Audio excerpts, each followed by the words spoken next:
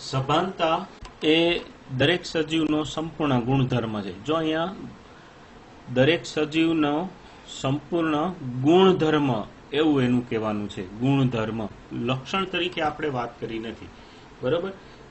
લક્ષણ તરીકે એ જો પ્રશ્ન પૂછે તો પણ આપણે જવાબ આ લખવાનો, પણ સામાન્ય રીતે આ એક ગુણધર્મ છે, આપણે ધ્યાનમાં રાખીએ. તો સમજાવો, સભાનતા એ દરેક સજીવનો સંપૂર્ણ ગુણધર્મ છે. જવાબ આગળ. કદાચ તેમની આસપાસની પરિસ્થિતિ એટલે કે સજીવની આસપાસની પરિસ્થિતિ કે પર્યાવરણ પ્રત્યેની અનુભવ થવો, ઠંડી, ગરમી, કઠણ, નરમ વગેરે, તો એ અનુભૂતિના આવિષ્કાર, આપણામાં એ અનુભૂતિ થાય, એ અનુભવ થાય એવા કોઈ રચના, એવું કોઈ તંત્ર જે તૈયાર થાય અને આપણે એ અનુભવ કરી શકીએ, એના સંદર્ભની અહીં વાત છે. દાખલા તરીકે પ્રકાશને જોઈ શકવા માટે આંખનો આવિષ્કાર થવો અને આંખ દ્વારા પ્રકાશને જોવાની ક્ષમતા થવી. સ્પર્શ માટે આપણે ચામડી, ત્વચાનો એ પ્રકારનો આવિષ્કાર થવો અને એ ત્વચા દ્વારા આપણે સ્પર્શનો અનુભવ કરી શકવાની ક્ષમતા ધરાવીએ, એ તરફની એ પ્રકારની અહીંયા વાત છે, બરાબર. તો ability to sense there surrounding, અહીંયા એ મુજબનું છે, ability to sense there surroundings. તો અનુભવ, પર્યાવરણ પ્રત્યેની અનુભૂતિના આવિષ્કારની એક ક્ષમતા.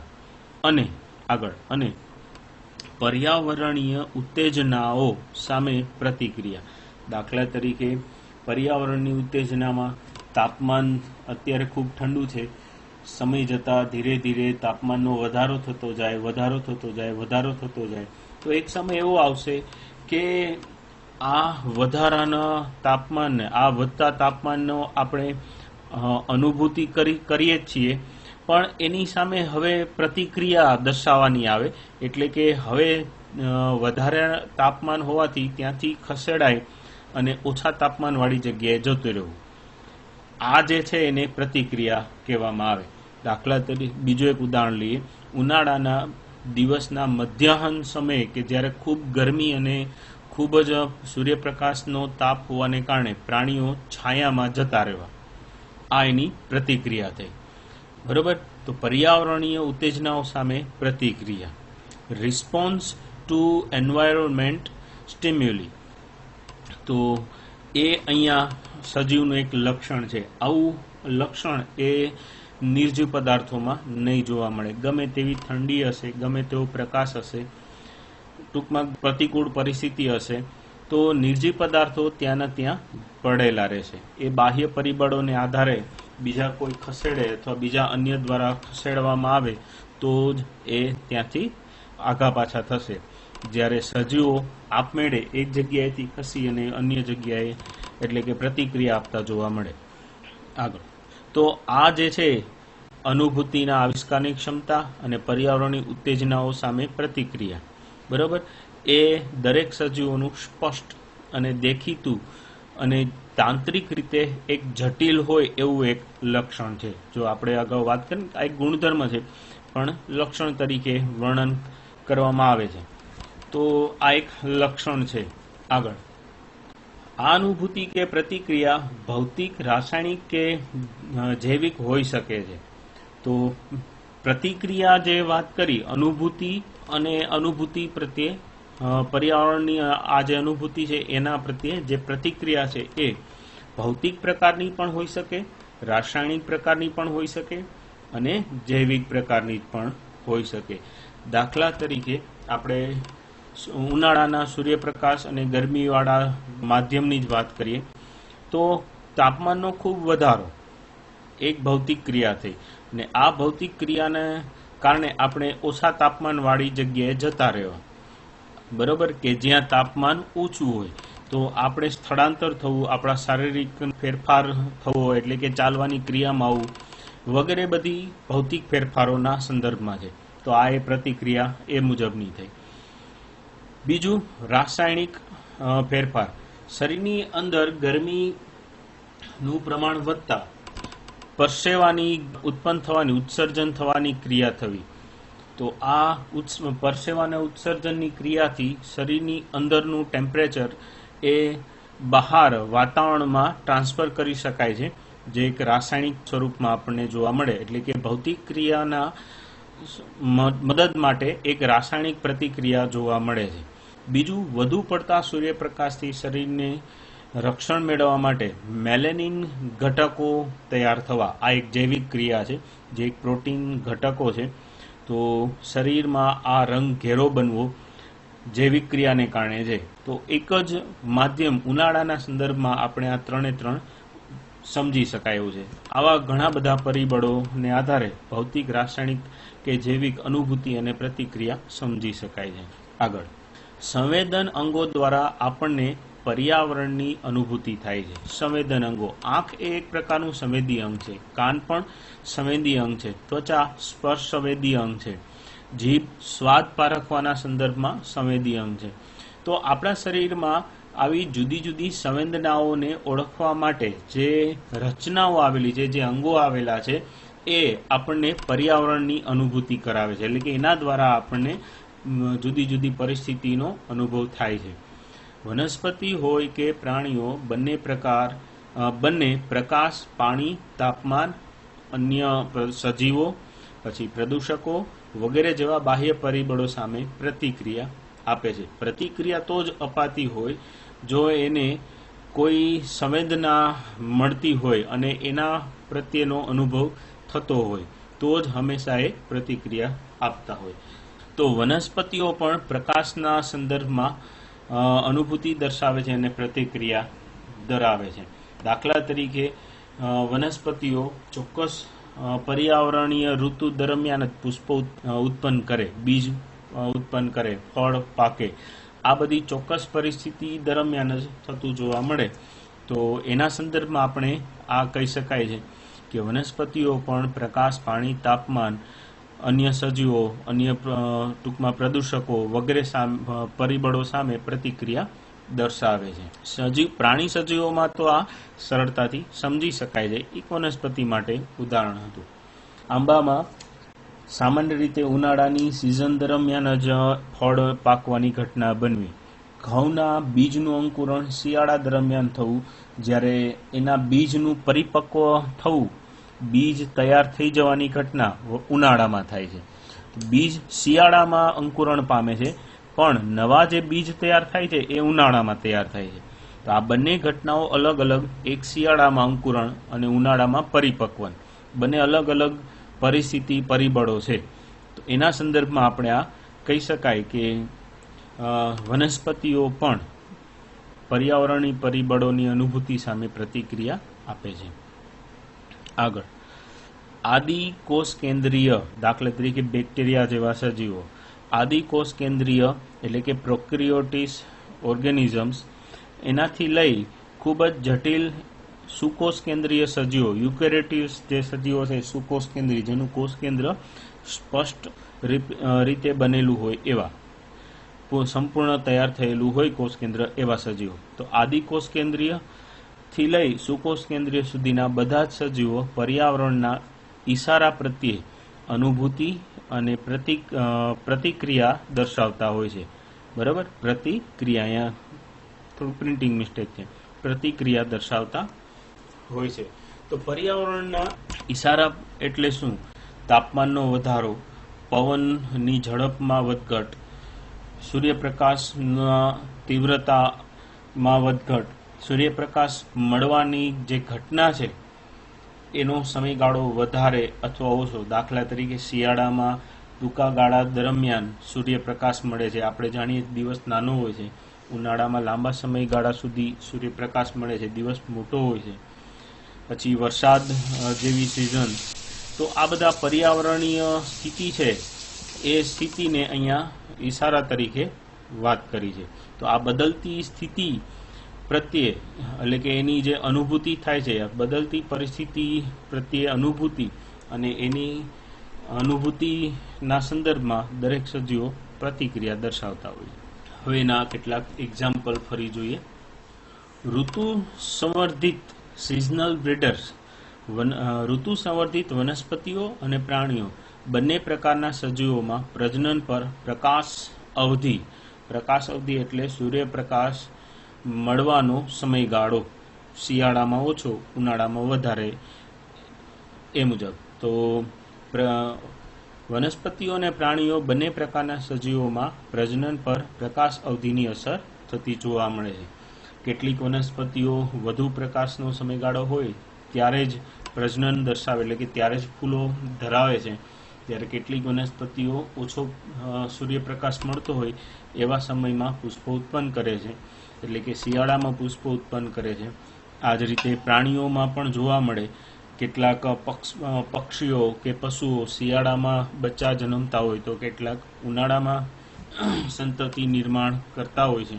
તો અહીંયા પ્રકાશ અવધિની અસર જોવા મળે છે. દરેક સજીવો તેમના શરીરમાં રસાયણોના પ્રવેશનું સંચાલન કરે છે. આમ દરેક સજીવો પર્યાવરણથી જાગૃત, એટલે કે અવેર, જાગૃત હોય જ છે. માનવી માત્ર એક જ સજીવ છે કે જે આપમેળે જાગૃત છે.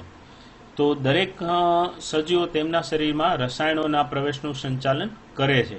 આમ દરેક સજીવો પર્યાવરણથી જાગૃત જ હોય છે. માનવી માત્ર એક જ સજીવ છે કે જે આપમેળે જાગૃત રહે છે.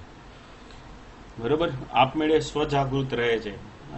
એ પર્યાવરણ પ્રત્યે પ્રતિક્રિયા દર્શાવી શકે છે, તમામ પરિસ્થિતિ પ્રત્યે સજાગ રહી છે અને બદલતા પર્યાવરણમાં એ ઢળી શકે છે. તો માનવી એક એવો સજીવ છે જે આપમેળે જાગૃત રહે છે, એટલે કે સ્વયં સભાનતા ધરાવે છે. આથી સભાનતા એ સજીવનો સંપૂર્ણ ગુણધર્મ તૈયાર થાય છે. આપણે અહીંયા ગુણધર્મની વાત કરીએ. અગાઉ આપણે શરીરના, એટલે કે દેહના કોષીય આયોજનને જૈવ સ્વરૂપોનું એક ચોક્કસ સંપૂર્ણ લક્ષણ તરીકે વાત કરી હતી, અને એ જ રીતે હવે અહીંયા સજીવના સભાનતા એ સંપૂર્ણ ગુણધર્મ તરીકે જોઈ શકાય છે.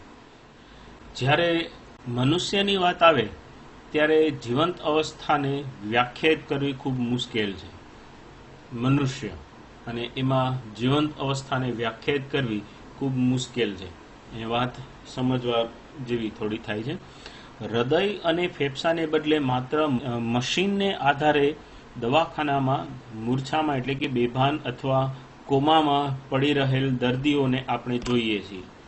એવા વ્યક્તિઓ કે જેમાં હૃદય અને ફેફસાને બદલે આ કામ નથી કરતા, પણ એની જગ્યાએ કૃત્રિમ હૃદય શરીરની બહાર ગોઠવાયેલું એક મશીન અને ફેફસા, બરાબર, આપણે વેન્ટિલેટર તરીકે ઓળખીએ સામાન્ય રીતે, કૃત્રિમ રીતે શ્વાસોશ્વાસ કરાવી આપનારું એક મશીન.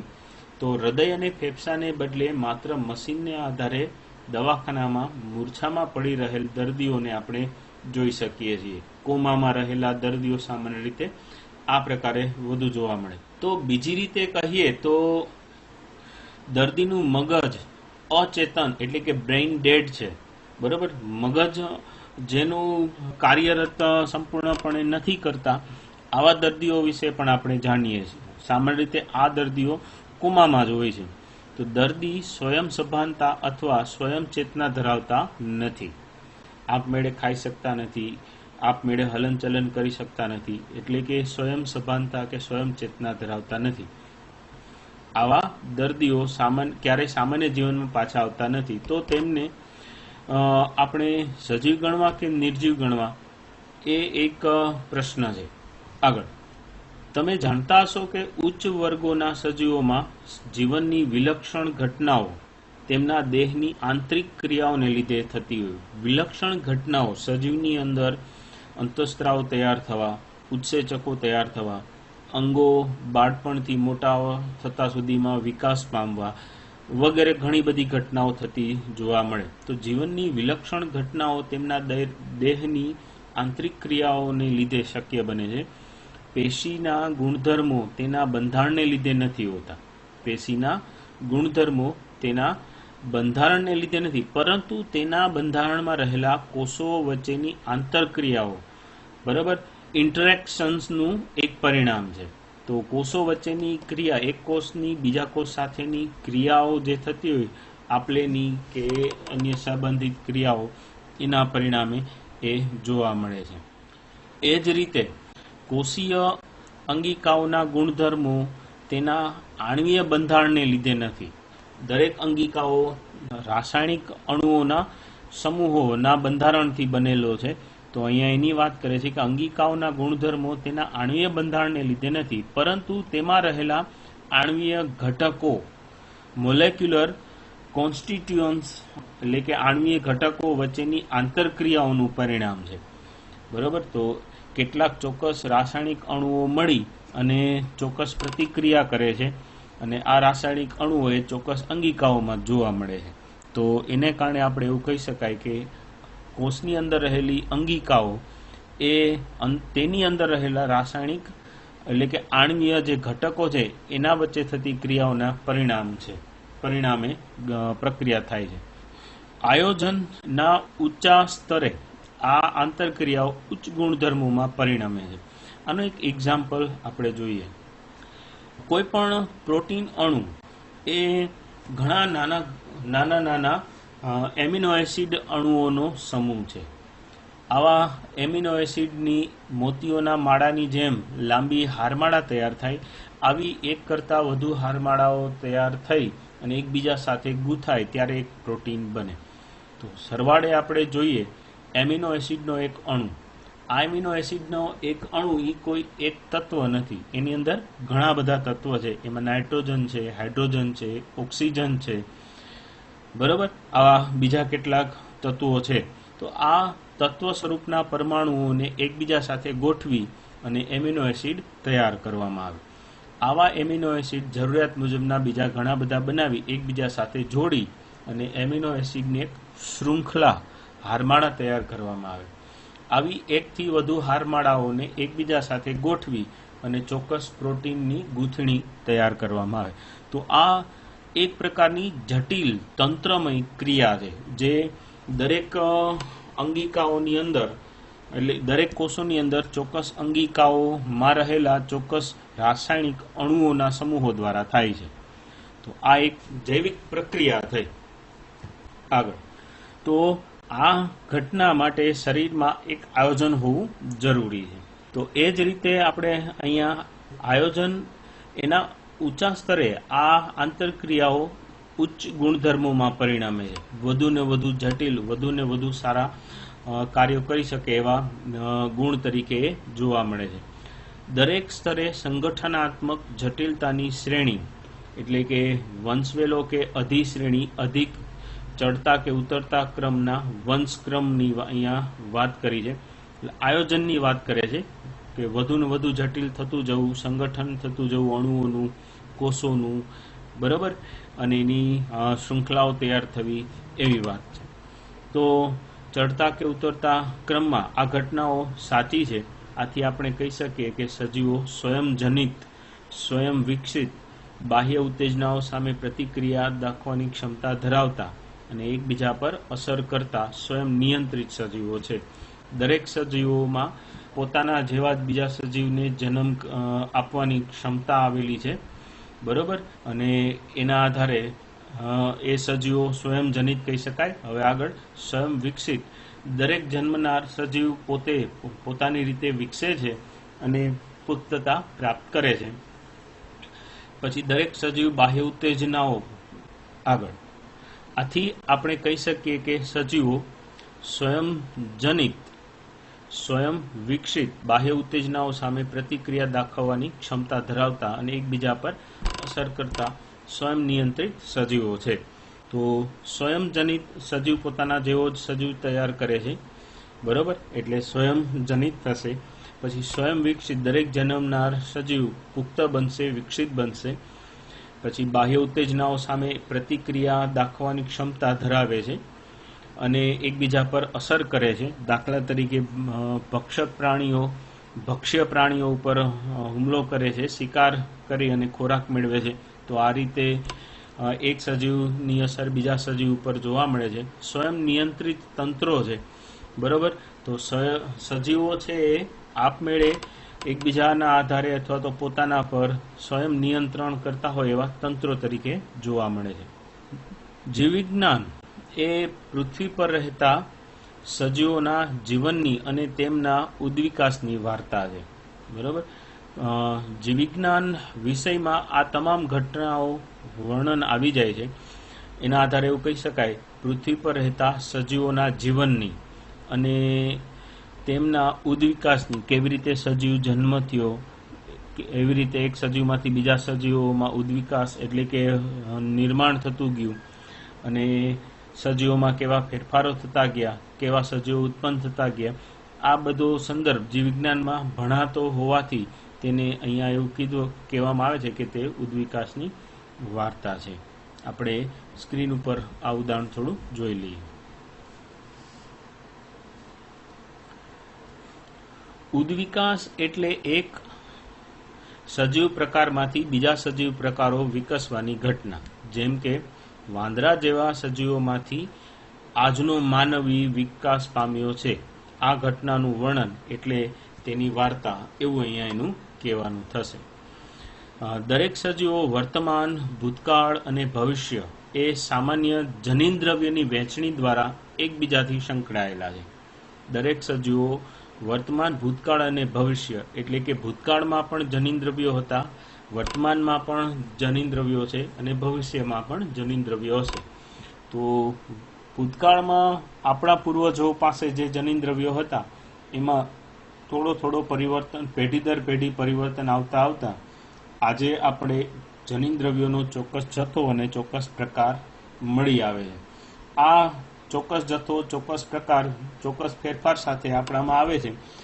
બરાબર. એટલે ભૂતકાળમાં આપણા પૂર્વજો કે જે વાંદરા જેવા હતા એ ફેરફાર થતા આ જનીનદ્રવ્યોને કારણે ધીમે ધીમે આજે માણસ જેવા સજીવો તરીકે વર્તમાન સમયમાં જોવા મળે છે. હવે આ જ જનીનદ્રવ્યોનો ફેરફાર મહદઅંશે ચાલુ જ રહેશે તો ભવિષ્યમાં એ કોઈ નવું સ્વરૂપ ધારણ કરશે. એટલે અહીંયા જનીનદ્રવ્યોનો જે ફેરફાર છે એ સજીવના ફેરફારને પ્રેરે છે એવું કહેવાનું થયું. તો દરેક સજીવો વર્તમાન, ભૂતકાળ અને ભવિષ્ય એ સામાન્ય જનીનદ્રવ્યની વહેંચણી દ્વારા, ભૂતકાળમાં પણ જનીનદ્રવ્ય હતા, આજે પણ છે, ભવિષ્યમાં પણ હશે, તો એની વહેંચણી દ્વારા એકબીજા સાથે સંકળાયેલા રહી છે. પરંતુ આ જનીનદ્રવ્ય બધામાં એક સમાન નથી, વિવિધ અંશે ઓછું કે વધુ હોય છે. દાખલા તરીકે બેક્ટેરિયામાં જનીનદ્રવ્યનું જે પ્રમાણ છે એ યીસ્ટમાં નથી. એ જ રીતે ઘરમાં જોવા મળતી માખીમાં જે જનીનદ્રવ્યનું પ્રમાણ હોય એ પ્રમાણ મધમાખીમાં જોવા મળતું નથી. એ જ રીતે બિલાડીમાં હોય એ જનીનદ્રવ્યનું પ્રમાણ કૂતરામાં નથી. વનસ્પતિની વાત કરીએ તો ડુંગળીમાં જે જનીનદ્રવ્યનું પ્રમાણ છે એ બટેટામાં નથી. એટલે દરેક સજીવોમાં જનીનદ્રવ્ય એક સરખી માત્રામાં વહેંચાયેલું હોતું નથી. સમાન કદ અને સમાન જથ્થો શરીરનો હોય, શરીરમાં જથ્થો એક સરખો રહેતો હોય એવા સજીવોમાં પણ જનીનદ્રવ્યનું પ્રમાણ સરખું નથી. કાં વધારે હોય તો અમુકમાં થોડું ઓછું હોય છે. એટલે વિવિધ અંશે વધતું ઓછું જોવા મળતું હોય છે. ઓકે.